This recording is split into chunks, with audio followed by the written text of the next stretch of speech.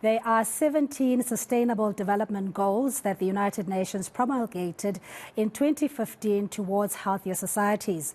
And these cover pollution, communicable diseases, and access to quality health care. And joining me to talk about transformation in the healthcare sector here in South Africa is Gary Feldman, Executive Head of Healthcare Consulting at NMG Benefits. Gary, thank you so much for joining us. So before we get into especially with the CPI numbers coming out and the recommendation from the Medical Council to retain the price increases around the CPI figures. Let's just look at what we were going to speak to earlier on with Devon regarding the employee assistance programs, and particularly as we wrap up Women's Month, that women are more susceptible to work stresses compared to their male counterparts. Talk to us about those figures and these surveys as well. Good afternoon. Afternoon, Cindy, and good afternoon to the viewers. Yes, Cindy, I think it's important now during Women's Month specifically is to look at the stresses that women are under, both in the workplace, because they have to balance their work environment and their home environment, looking after the family in the home environment. So we've seen there that mental health has been the largest increase in any form of disease across the world. That's from the World Health Organization stats that were released earlier this year. And unfortunately, I think people are not taking that seriously enough to make sure that women are looked after. And that is why we at NMG have introduced employee assistance programs for a lot of the corporate clients that we look after to assist women in the workplace. All right, and these stresses that you talk about, or the correlation between mental health and physical well-being, how do these manifest in the type of, be it lifestyle diseases or chronic diseases, due to this the pressure that women are under? I think, Cindy, what we find is that due to the stresses, we see an impact on productivity and people just are more stressed out. I mean, we see that there's a lot of financial pressure, there's economic pressure, there's issues like legal issues that are not being addressed. And these are all elements that can be addressed by implementing an employee assistance program in the workplace. Yeah, and a more harmonious working environment where you feel nurtured and safe, as we've spoken about, that we need to destigmatize mental health challenges, and the fact that we don't all deal in a particular way or in a homogeneous way with stress itself. Do you find that the employee environment has improved with that regard, that there's more support and camaraderie and a spirit of togetherness in the workspace, so as it were? Yes, Cindy, I think what we've seen, definite results and a return on investment when you implement an employee assistance program. And I think the important point and message that I want to get through is that people must realize that these employee assistance programs are 100% confidential. So people mustn't be scared of engaging with these employee assistance programs because it's not going to impact your relationship with your employer, with your colleagues.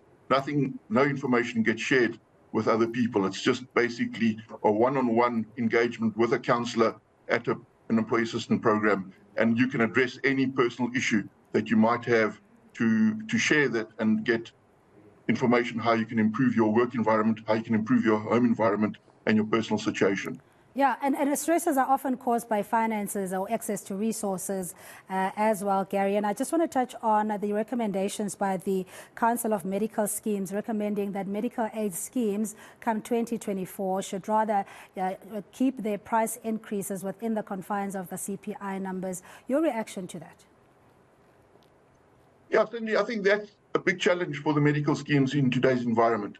The Council of Medical Schemes, as you quite rightly said, put out a circular 3 weeks ago to say that medical schemes must consider the increases at around 5.7%.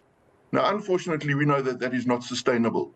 There are a number of reasons for that. Firstly, if you look at the increase in costs of technology, of medicines, I mean, we know that biological medicines pricing has gone through the roof. And ultimately, it's a balancing act between maintaining the affordability and offering comprehensive cover.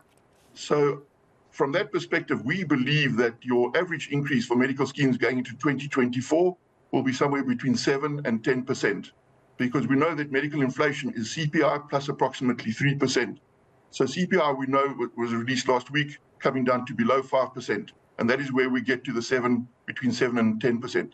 Some of the medical schemes will have to be slightly higher because during the COVID periods, they put through very low increases, and we've seen there that claims have gone to pre-COVID levels. And from that perspective, to ensure the long-term sustainability, medical schemes are going to have to put through slightly higher increases than CPI. Yeah, and we understand that there's a very delicate balance that needs to be struck here between protecting the industry, the private healthcare sector, its practitioners and facilities as well. But the ultimate goal is to provide universal quality healthcare to the majority of South Africans where possible. This is where the National Health Insurance has been now proposed to Parliament, and just generally a transformation of the healthcare sector, Gary, so that the haves or the have-nots are also able to enjoy the benefits of quality healthcare.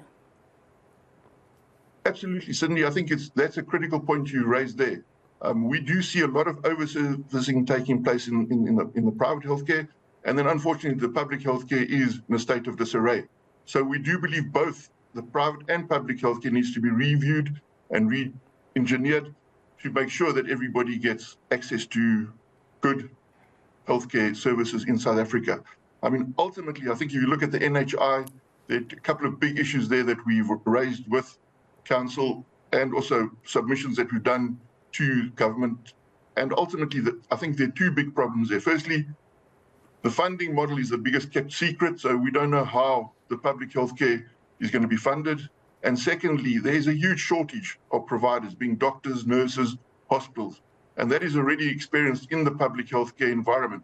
And if we look at the rebalancing act there, that is a challenge that I think government have got going forward in the national healthcare environment.